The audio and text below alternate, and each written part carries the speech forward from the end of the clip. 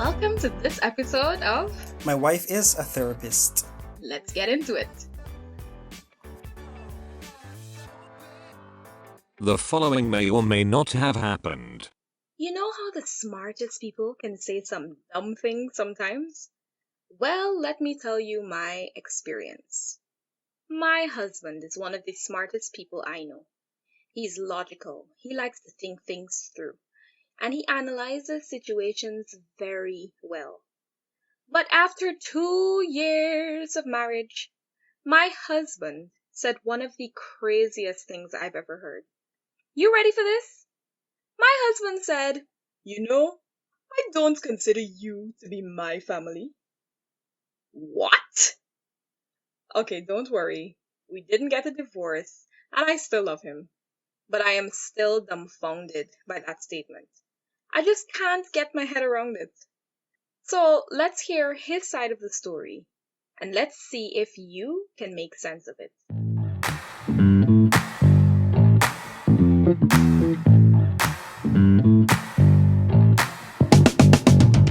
So I actually cannot remember this conversation. I can remember saying it, right? And think I can remember your response, you being very shocked, right? I can remember that. And then I think I remembered a bit of your response, but I can't remember the context that caused me to say this. But think about Would it, you like buddy. me to remind you of the context? I don't think the context matters. The context does matter. But even if I believed it when I said it, right? So I can still give the reason why I said it. Okay, go ahead. Right? Good. So think about it. In school, if you're in church or anywhere, when people refer to a family, so for example in school, we talked about a nuclear family, a single parent family, an extended family. So whenever they speak about families, it's a group of people. Good? Mm-hmm. Right, good. So in church now or anywhere, if you talk about, you say, oh look, that's a nice couple. Oh, that's a nice couple over there. They're married. They're just engaged. That's a nice couple. Until a child comes into the midst, then when people start saying, oh, that's a family. Good. Mm-hmm. So in my mind, I'm like, oh, I'm married to this girl. She's my priority. She is all of this. She's the number one person in my life. We there. We together. But I didn't think of us. I didn't think of us as a family. So that's why I said, you're not my family. Mm-hmm. I was most confused. I was like, so what are we doing all the time? We mean I know your family, buddy? Let me remind you, because I want to talk about the context. Is that okay? All right, good. So this came up because we were on a video call, and somebody called you, and you were yes. Yeah. Somebody called you, and they were just checking in. I think it was one of your friends. I don't remember who it was. Checking in, finding out how you're doing and whatever. And apparently the person asked you, so how's your family doing and so on. And I knew that because you said, my family is doing all right. I just spoke to my parents. They're doing all right. They're good. My siblings, they're doing okay. And I there waiting for my mention, waiting for my shout out.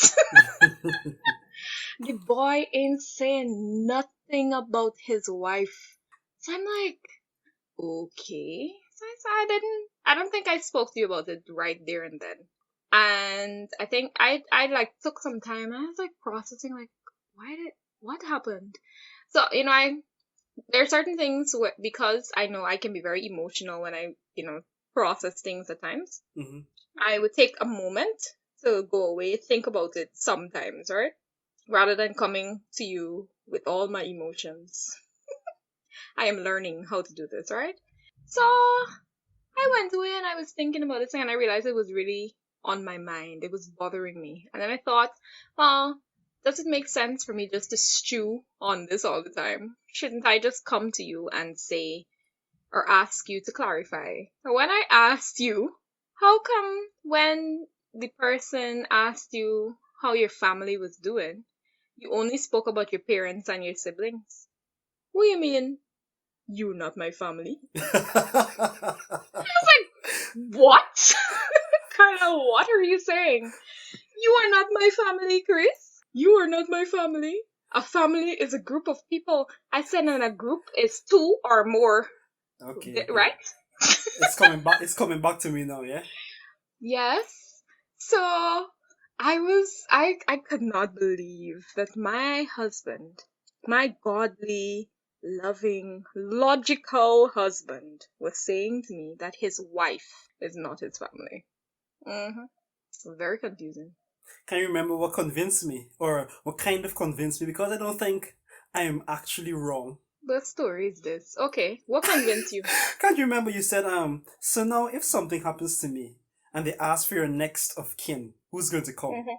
And it's my Yes. wife. It's obviously my wife is gonna come. So so she's my kin, right? She's my family.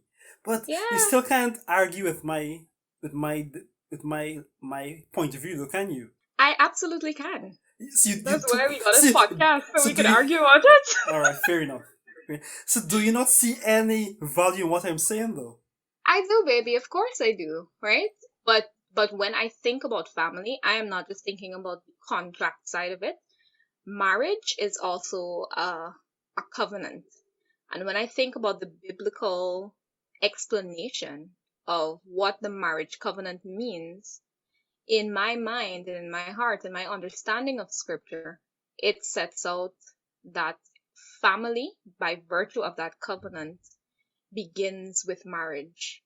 And so therefore a man and a woman coming together, they are family. They are related. They are, and so that's what I think of when I think family. I think about the covenant relationship and what that all means. I mean, we could have a whole biblical discussion about covenant, blood covenant, and all that, and Mm. what it causes to unfold and stuff. So yeah, when I married you, I that was the start of the police coming for you here. They hear that this is going on.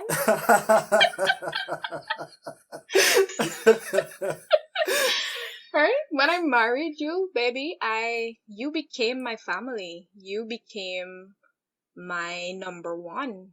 And so I know that you are not saying that I am not your number one. I know that's not what you were saying, but I just couldn't understand, like, how could you not see that your wife is your family? We's a Like, couple. that is insane to me. We's a couple. Anyway, you remember before we married, I told you something that T. Jake said. You remember? No, I don't remember. Anyway, he had said when I was small, I heard this thing. He said, men does women when they get married, their eyes are wide open. They know exactly what they're doing, right? And men just wake up like 10 years after, like, what have I done? Right? So before we married, and I told you this, and you said, and then you asked me, I said, of course I'm wide awake, I know what I'm doing. But Hmm. apparently, this is one of those moments that I guess it clicked a bit later, I was a bit slow coming onto this. Boy, So probably next this 5 years, I might wake up with another realization that that you already have that hasn't been very clear to me as yet. yes, like my dogs are your children as well. I hope that one day you will wake up to that realization that the dogs are part of the family. So we have dogs, guys. We have two dogs. We had a cat who ran away and never came back. That ungrateful little brat. But I consider the dogs to be my little babies. I talk to them, I cuddle with them. My husband doesn't have that kind of relationship with them. In my head, when I think about my little family, that's what I'm thinking about. That I have anytime I'm introducing my family or I'm talking about my family, I have to speak at an event or whatever. I say, I am married, I have an amazing husband, and together we have two dogs and one cat. So that's so I hope that one day you will wake up and realize that Pebbles and Dembe are your fur animals, your fur babies. I'm not counting on it, but that's my dream. A girl could dream, right? You have to do a lot of praying for that to happen. But no, seriously, I think that it really was so confusing. And it was even honestly it was a little hurtful too, because I thought, how could he not think of me as his family? And I have to agree with what you said. I don't remember you telling me this about the TJX thing. I'm sure you did tell me. But I think that little girls, the reason we come into this wide open is because we are socialized to think about family. Whenever we are given presents, we're given dolls and like playthings, and we're told that, and we start to practice what we see our mothers doing, and we're always preparing for family, preparing for marriage, preparing to be a mommy, preparing to be a wife, preparing, right? You guys, what do guys do? What do little boys do when they play? We play cricket and we play sports and we video games and we Yeah, fight and we do wrestling and Power Rangers and them sort of thing. yeah, yeah. And we think that, little girls, at least I mean, I probably shouldn't speak for everybody, but I was always thinking, I always knew I wanted to be a wife, right? I always knew I wanted to be a mommy. So whenever I would sit and think about my life, I would think about what that would all mean. So I have spent all of my life thinking about family, thinking about marriage, thinking about what it means. I've been a student of marriage, for a very long time, and all that. So it's been a longer journey for me of deliberately thinking about marriage and thinking about what this would look like for me. So, but with boys, you guys, when did you start thinking about marriage? Like, yeah, Well, when did and you start? I never thought about it in depth, in detail. Mm-hmm. Just You I just knew it knew. was something you wanted to do. Yeah, I just knew. Okay, I want to get married at some point. Yeah, and have children and things like that. Have a house, but not in detail, in depth. That when I get a wife, she's my family or stuff like Yeah, that. But yeah, yeah. I just couldn't. I was like, what? I do remember saying to you, so Carlyle, if God forbid something happened to you in the hospital and somebody has to make a decision about what is going to happen, if you should do the surgery, if we should, whatever it is your mother they gonna call?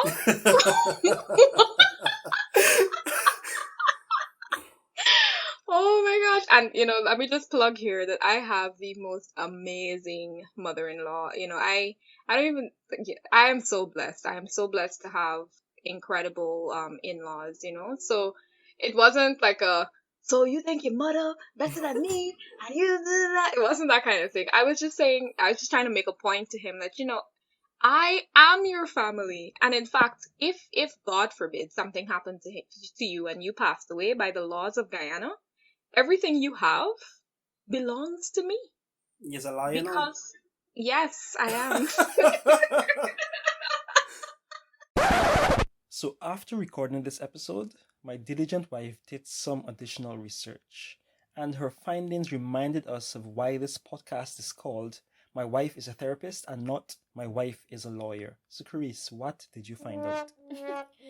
Well, I decided to check in with my friend who's an attorney. Apparently, according to the laws of Guyana, when there are no children to claim an inheritance, the spouse of a deceased person is entitled to about half of the deceased person's estate, and then the residue is split among the closest living relatives. Okay, let's get back into it. Right? So, like, in that split moment, I'm thinking about all these things, right? The fact that medically, I would be the person that would have the greatest power to make decisions about what happens to you, right? When you are unconscious and unable to do those things for yourself. In our daily lives, I am the one who is running behind different things and making our lives work, and just doing my role as you are as well. In the legal sense, I would get everything that is in your name. I mean, we don't have human children. We Mm. don't have kids. So, because I am your family, it's not just because I am here. It's that I am your kin, and kin means family, doesn't it? Well, So that's why I was convinced. Next of kin, yeah, kin means family. Cool. yeah, You're my boy. family. Yeah, I'm so glad. I'm so glad that you were convinced and that this wasn't one of those podcasts where we were like still disagreeing on this, because I don't know. I don't know. We'd have got to call in the cavalry and pray for you and lay hands. We have to have Cast a them, come out! have a counseling session. Yeah, counseling session for sure. I mean, so I can see the value of what you were saying, that, this is a family is, I guess when we're in school, we are taught that there are different types of families, and the first one they teach us is nuclear, right? Mm-hmm. So it's a man, his wife, and their children, their child or children. So they don't teach us a man and his wife, that is a family. So I guess I can see where you're coming from with that. But when I think of family, like I said, I don't just think about the social studies version of us. I am thinking about us as a family that is Christian. Our marriage is very much based on biblical principles, and also, like I said, all the other things that I pointed out, the medical stuff, the legal stuff, and all that. So it's just, thank God, Lord, I want to thank you. I just want to thank the Lord that good sense prevailed. Hallelujah. Amen.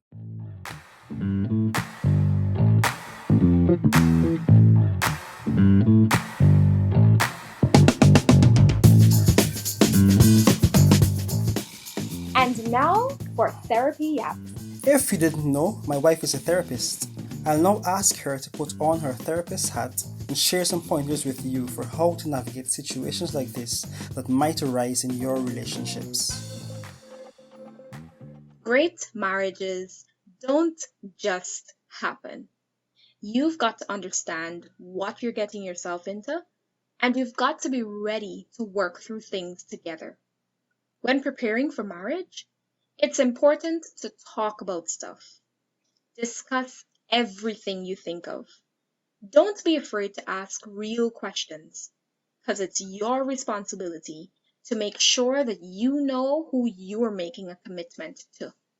If you think it, ask it. If it's important to you, discuss it. Don't make assumptions. But the truth is, there are some things that will only be revealed as you grow together. So be prepared for that. Carlyle and I are best friends, so we're very honest with each other. We basically grew up together. We attended the same high school and we were in the same class that entire time. We dated for 4 years, got engaged, and then got married a year after that. So by the time we got married, we had spent a lot of time talking about our understandings of love, marriage, and faith. There wasn't a topic to be discussed that we hadn't talked about. So we thought. Because here we were, 2 years into marriage, and I find out he doesn't think of me as his family, and that our understandings of this critical area differed greatly. There will be things that will throw you for a loop. You'll feel like your world is collapsing. Sometimes you'll even feel betrayed. Work it through. Understand that it takes time to grow into each other. It takes time to become one flesh. It takes time to become family. Give it the time it needs, because whatever you nurture will grow. If you need help getting back on the same page, then seek that help.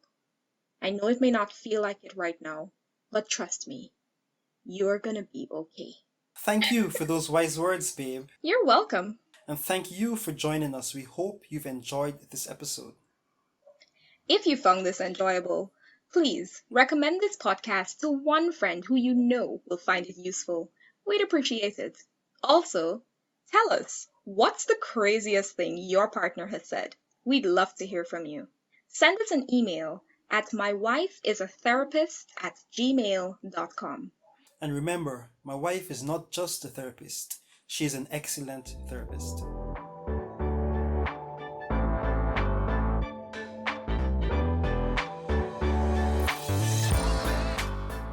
Each portion of time you experience in your oh my god, Pebbles. I'm coming. Oh my god. Pebbles, why you know she's family. Come, family, come. Oh, family. Come